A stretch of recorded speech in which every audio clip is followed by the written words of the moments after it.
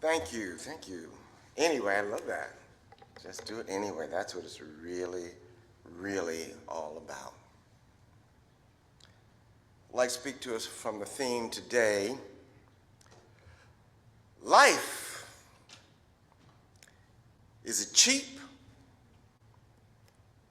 or is it priceless? Is it cheap or is it priceless?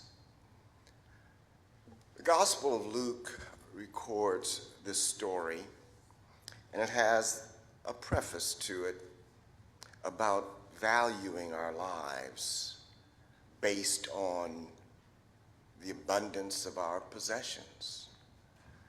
Is life more meaningful because we have a whole lot of stuff?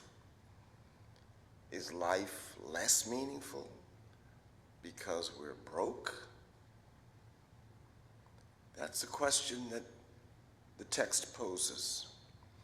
There are many translations that try to capture the essence of the heart of this message.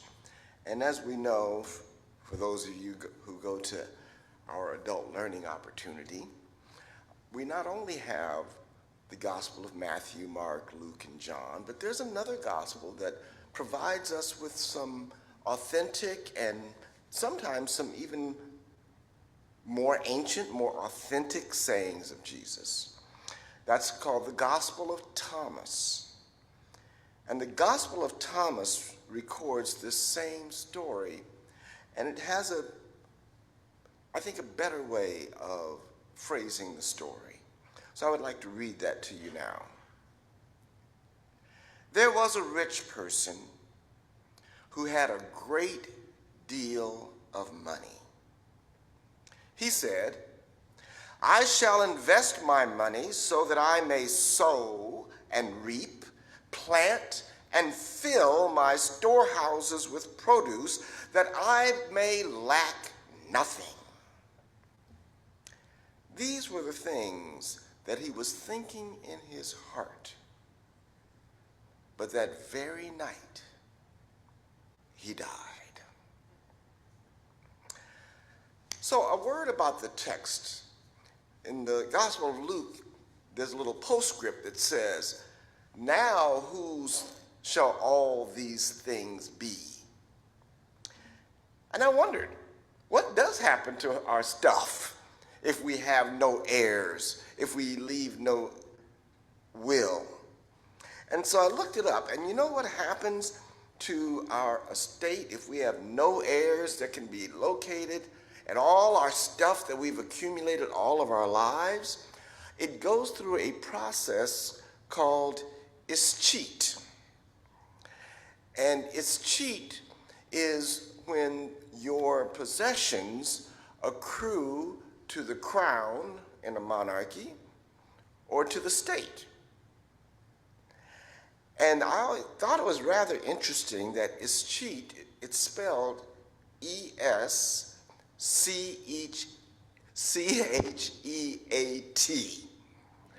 So the root word is cheat. So if you don't write a will, and if you don't have any heirs, then the state will cheat you out of your stuff. Now, we all should have a will, and I pray that we all do have heirs. Maybe not heirs of our blood, but heirs of our love. So make that will and create that trust and make sure that those you care about benefit from the labor of your life. Now, there are contexts when the value of a life is measured in dollars and cents. And we most commonly hear about these valuations as a result of a lawsuit where someone is injured by a product, injured by an accident, injured by the government, injured, and if they are deceased by that injury, a jury has to put a value on their life. and they most commonly value the life of a professional over the life of a worker. We know today that CEOs make 300 times as much as the average worker in their company. We know that juries value the life of men more than the life of women, value the life of white folks more than the life of people of color. They value the life of young folk more than the life of us old folk. Now, these calculations are necessary, but so that there might be some compensation for those who would have benefited from that life. But that's not the value of a life. If the gospel is really good news, then it must be true that one's life does not consist in the abundance of one's possessions. When you read the text, it always struck me as odd. This man is having this conversation, and he looks at all his grain, and he looks at all his wheat, and he looks at all his cattle, and he looks at all these things, and he says to his soul that you will want for nothing. Well, he's confused. It's our belly that benefits from the wheat and the cows and the pigs and all of that stuff. Our soul cannot eat our stuff. And our soul is our true self. Our soul is our true life. I remember when I was poor, and I think it's important for us to be honest. You know, we always want to think that we're poor. We always want to look up and say, well, I'm not as rich as them. And I was saying to someone the other day, you know, it's easy to get on the Occupy Wall Street train and rail and send our anger at the 1%. But the truth is, as some economists have pointed out, the real problem is not the 1%. Now, they're a problem, don't misunderstand. They are a problem. But the real problem about the redistribution of wealth in our society is not just the 1%, it's the 20%. And I dare say that our congregation, on average for sure, are among the 20% of Americans who own 80% of the wealth of this country. And if we're really going to have justice in our nation, it's going to cost us something. So we are part of the problem, but the good news about that is we're also part of the solution. But don't think it's going to cost somebody else. It's going to cost us. So the value of our lives is not in the abundance of what we own. We look at people with 5 cars, and the truth is, 1, they can only drive one at a time, and 2, any car will get you there.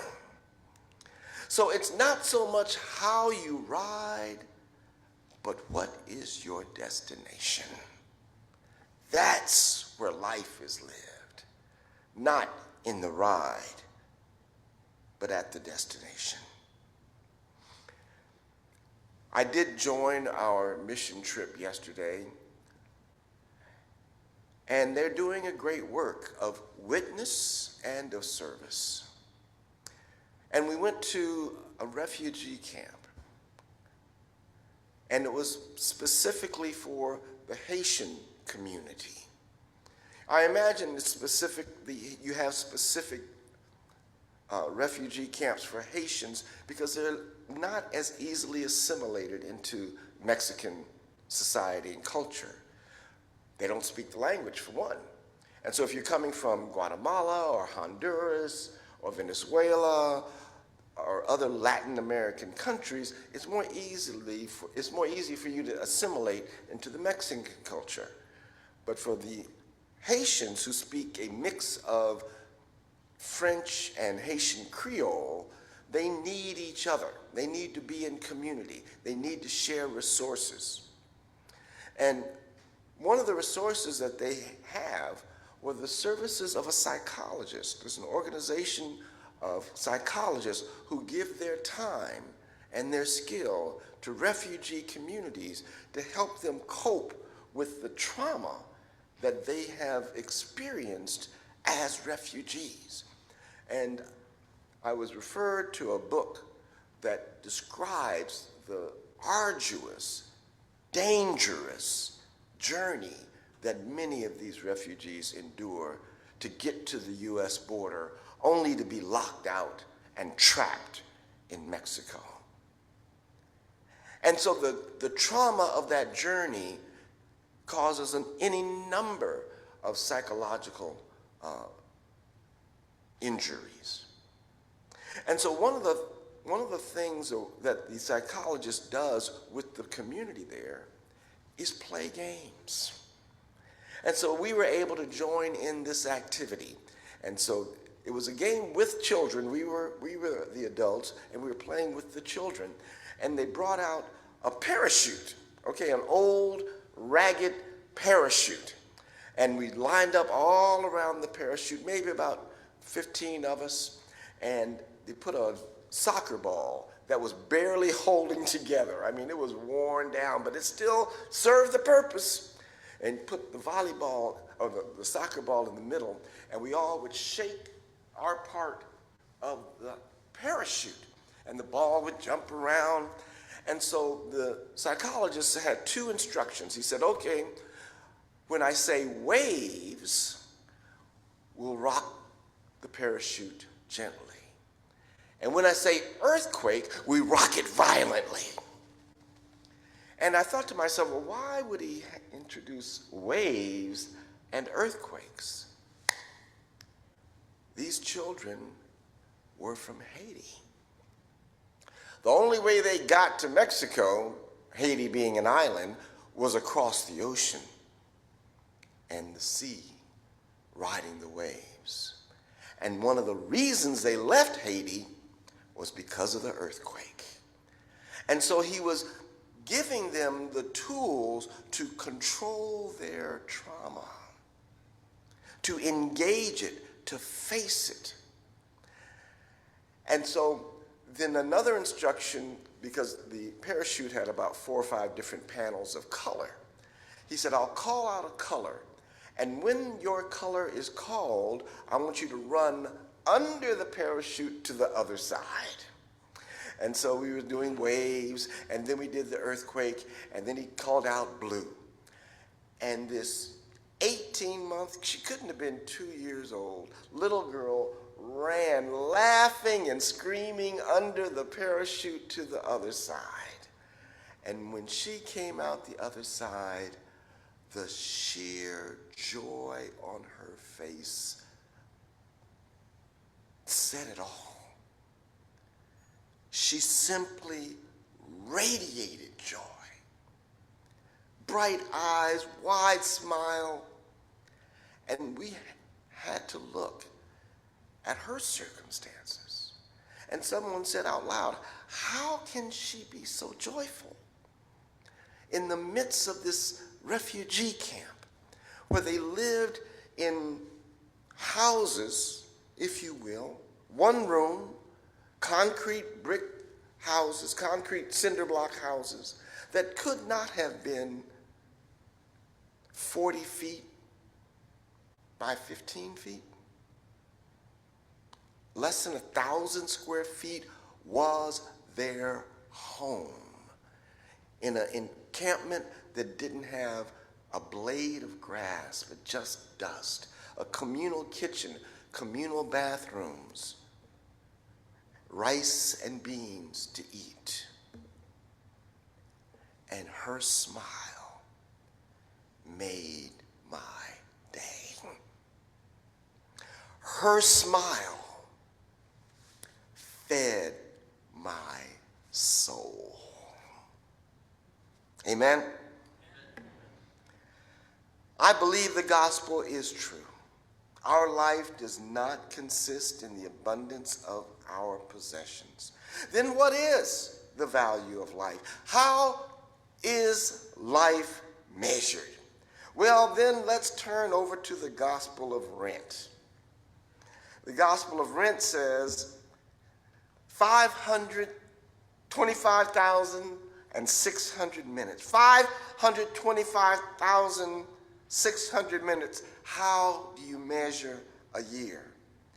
In daylights, in sunsets, in midnights, in cups of coffee, in inches, in miles, in laughter, in strife. 525,600 minutes. How do you measure a year? How do you measure a life? How about love? How about love? How about love? How do you measure the life of a woman or a man? Love is the true measure of our lives. But just like the financial calculations that we make, if you're truly going to have a valuable life, you have to make an investment. You have to invest in life. You have to invest love. You have to invest hope. You have to invest in people. You have to invest in others. You have to invest in that about which you care and love. You have to make an investment, and the return will be 100-fold. But live every day to the fullest. Don't let any day go by as a waste. Because what does the gospel say? Tonight, our lives might be demanded of us. I remind people all the time. That's why the prayer of Jesus says, give us this day. That's all any of us have. And I beg you, I plead with you, find your smile today. Let the people of God say, amen.